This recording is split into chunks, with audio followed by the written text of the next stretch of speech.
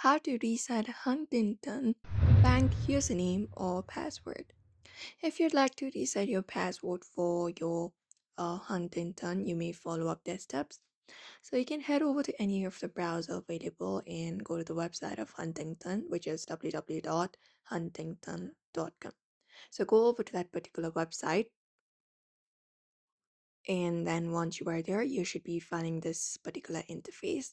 Now you may look out for the user option in the top of this interface, tap on it and open it up.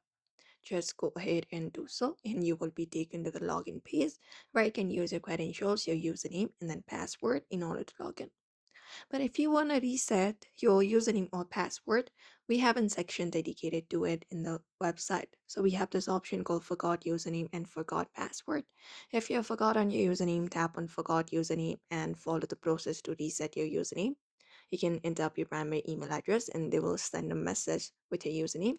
Similarly, if you've forgotten your password, tap on forgot password and then follow the process to reset your password.